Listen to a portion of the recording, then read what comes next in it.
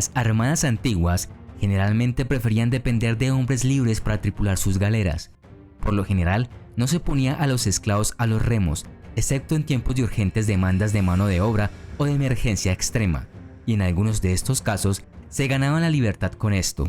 En la Atenas clásica, una de las principales potencias navales de la Grecia clásica, el remo se consideraba una profesión honorable de la que los hombres debían poseer algún conocimiento práctico y los marineros eran vistos como un instrumento para salvaguardar el estado.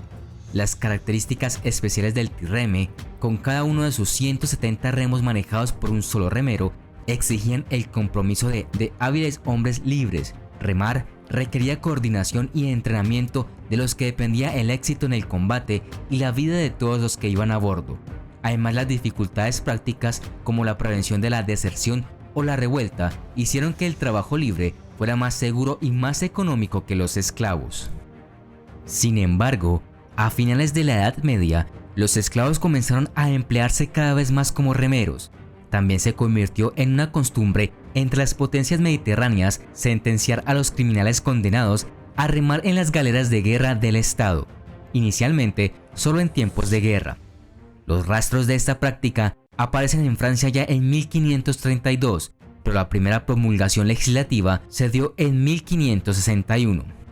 Las letras gal marcaban e identificaban a los galeotes condenados, o sea, esclavos. Las fuerzas navales de países cristianos y musulmanes a menudo convertían a los prisioneros de guerra en galeotes. Así, en la batalla de Lepanto en 1571, 12.000 galeotes cristianos fueron liberados de los turcos otomanos. Es así como las galeras se utilizaron como centros de detención. Una galera regular requería 260 remeros que los tribunales deberían proporcionar. El rey Luis XIV ordenó que los tribunales condenaran a los hombres a las galeras con la mayor frecuencia posible, incluso en tiempos de paz. Además, trató de transformar la pena de muerte en una sentencia a las galeras de por vida. En España, a partir de la década de 1570, además de remeros convictos de orígenes muy variados, las galeras emplearon un número relativamente pequeño de remeros expertos procedentes del Mediterráneo islámico, en particular del norte de África y el Imperio Otomano. Las galeras podían tener desde un par de docenas hasta un par de cientos de esclavos encadenados a los remos, dependiendo del tamaño del barco. Las galeras de guerra europeas eran típicamente grandes barcos de 2 mástiles con 20 a 25 bancos de remos. Estos eran remos grandes de hasta 10 metros de largo. Se podrían necesitar 5 hombres para manejar estos remos. Una galera con 20 hileras de grandes remos, es decir, con 40 remos, con 5 hombres encadenados a cada remo, necesitaba 200 esclavos. Tener un motor humano tan poderoso significaba que las galeras no dependían del viento, una clara ventaja en los días de la navegación. Sin embargo, la agonía de los remeros de galera comenzó incluso antes de hacerse a la mar. Inicialmente, los dejaron en cárceles temporales hasta por 6 meses antes de ser encadenados con cientos de personas más y arrastrados al puerto más cercano. Para algunos, eran viajes de hasta un mes. Muchos murieron en el camino. Muchos de los condenados nunca habían visto el mar y mucho menos las galeras. La llegada al puerto entonces fue un rudo despertar. Los prisioneros fueron conducidos en manada a una galera vacía y examinados. Se registraban los detalles personales y los prisioneros se convirtieron en números. Después de esto, los convictos se clasificaban en grupos de 5. Estos se convertirían en las personas con las que se comería, dormiría y trabajaría, a menudo hasta que murieran de vejez o de exceso de trabajo.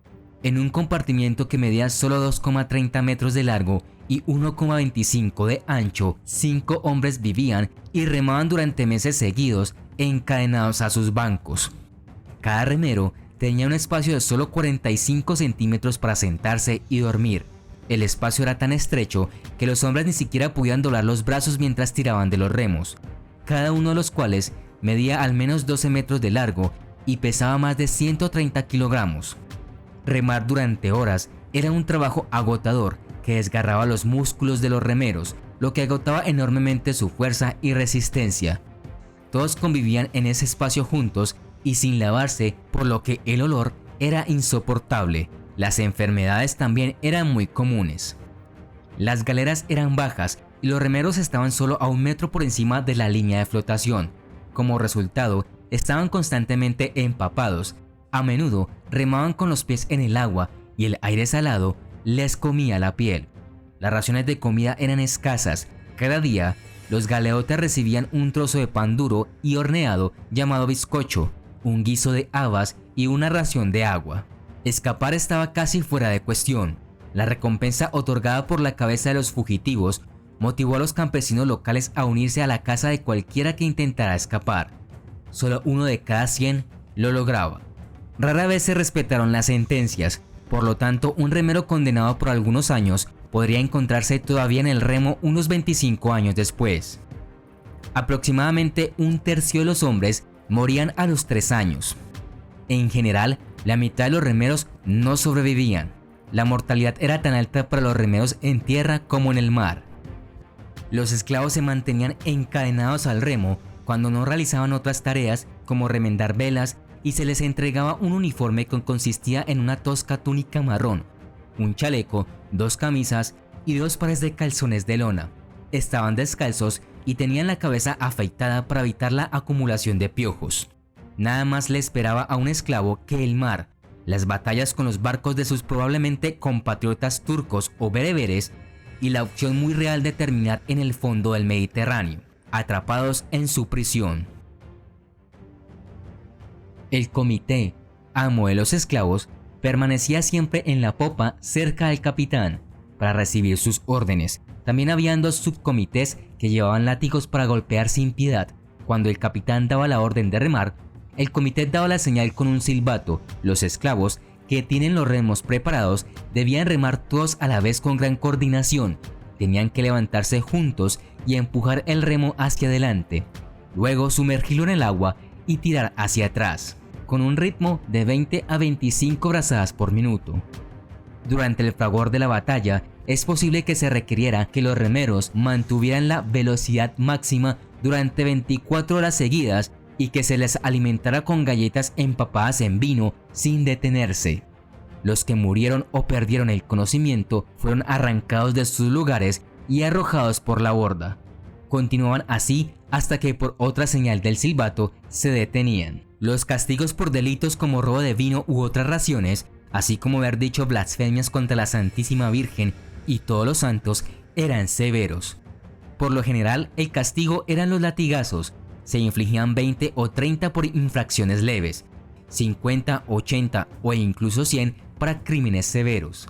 Los que eran castigados de esta manera rara vez se recuperaban. Cuando se daban los azotes asignados, el médico de la galera frotaba la espalda al esclavo con sal y vinagre, que aunque ayudaba a prevenir una gangrena, aumentaba el dolor de las heridas. Pero hubo al menos algunos breves respiros de esa miserable existencia, periodos de tiempo en los que las velas del viento impulsaban el barco y los remeros podían descansar, o si no había viento ni batallas, la velocidad del crucero era mucho menos intensa, y cuando el barco pasaba el invierno en el puerto, la vida de esos remeros se volvió casi tolerable. Con el resto de la tripulación en tierra, los remeros podrían esparcirse un poco y realmente acostarse y dormir. Muchos aprendieron a tejer y otros ya eran hábiles peluqueros, sastres, músicos, y se les permitió emplear sus oficios en semanas rotativas en tierra. Finalmente, las galeras quedaron en el olvido, víctimas de las realidades navales y la falta de financiación. Por ejemplo, en Francia, los problemas financieros del rey Luis XIV dieron lugar a recortes. En 1720 solo quedaban 15 barcos y su actividad se redujo considerablemente.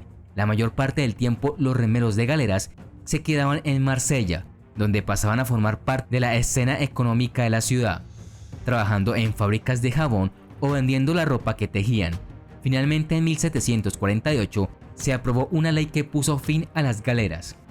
En España, las penas de galera se establecieron por Carlos I en 1530 y fueron suprimidas definitivamente por Carlos IV en 1803, cuando la nave de remos se convirtió en lenta, costosa y no utilizable en todas las épocas del año, siendo reemplazada por otro tipo de naves más perfectas y eficientes.